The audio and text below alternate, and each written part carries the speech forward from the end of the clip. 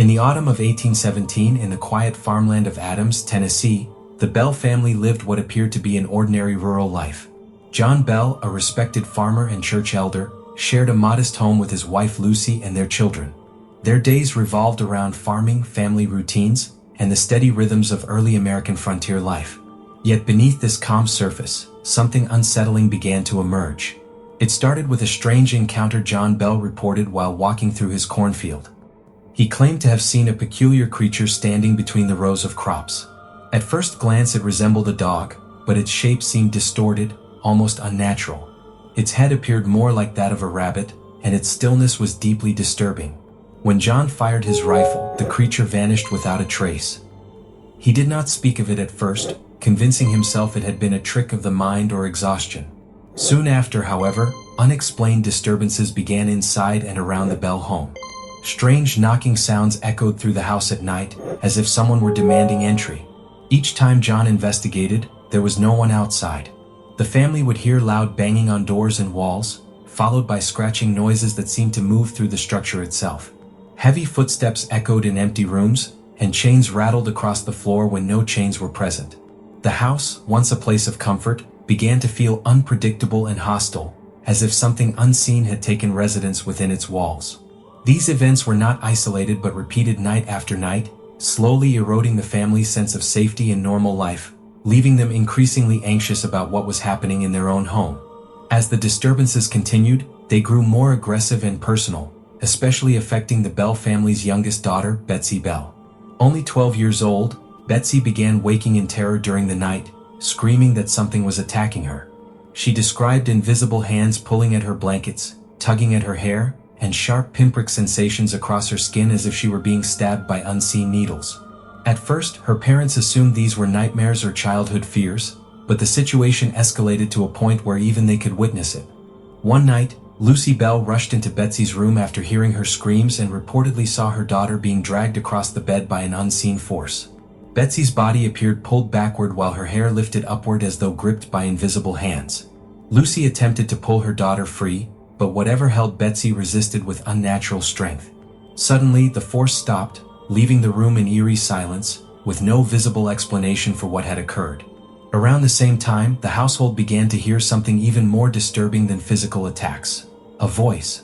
It started as faint whispers, barely distinguishable from the wind, but gradually became clearer and more deliberate. The voice appeared to come from nowhere and everywhere at once, speaking in a female tone.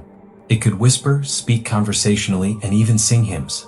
It quoted scripture and engaged in dialogue with visitors who came to the house. Most unsettling of all, it seemed to know private details about people it had never met. Word of the strange phenomena spread quickly beyond the Bell family, drawing curiosity seekers and skeptics from surrounding areas, all hoping to witness the unexplained events for themselves. Many arrived doubting the story but left with uneasy questions they could not easily dismiss.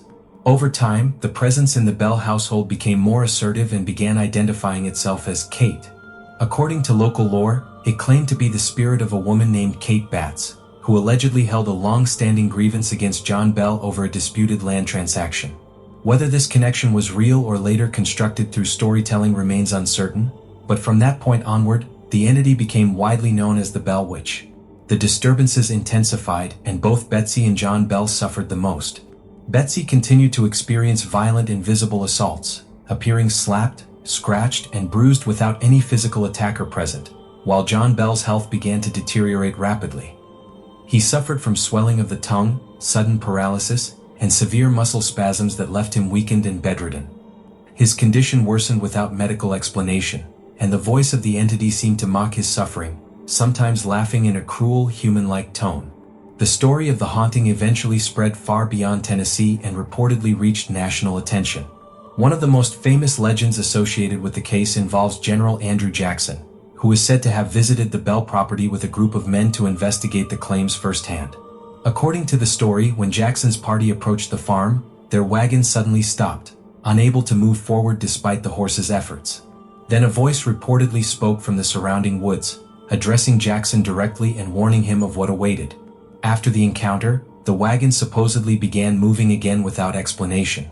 That night, the group allegedly experienced violent supernatural disturbances, and one member who challenged the presence was attacked by unseen forces. Whether or not Jackson truly visited the farm remains debated, but the story became a powerful part of the legend, with Jackson himself supposedly remarking that he would rather face battle than confront the Bell Witch again. By the final years of the haunting, John Bell's health had declined to a critical state. He could barely speak or walk, and his family feared his death was near. One morning he was found unconscious, and nearby was a vial containing a mysterious dark liquid. The entity claimed responsibility, stating it had given him a fatal dose, and shortly afterward John Bell died. During his funeral, witnesses claimed the unseen voice mocked the proceedings, singing and celebrating his death in a disturbing display. With John Bell gone and Betsy's engagement broken under relentless supernatural pressure, the activity reportedly began to diminish. Eventually, the entity announced its departure, allegedly promising to return years later. Though later appearances were claimed in folklore, none were ever verified. In the years that followed, the story became one of America's most enduring paranormal legends, supported by oral accounts, early written records, and generations of retellings within Tennessee folklore.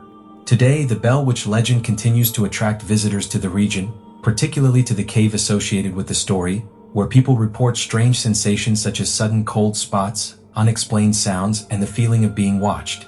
No scientific evidence has confirmed any supernatural presence, yet the mystery persists. Skeptics attribute the events to fear, suggestion, and the natural evolution of folklore, while believers argue that the consistency of accounts suggests something genuinely unexplained occurred. Regardless of interpretation, the Bell Witch story endures because it captures a deeply human fear: the idea that something unseen could enter ordinary life and quietly turn it into something unrecognizable, leaving behind questions that never fully settle into answers.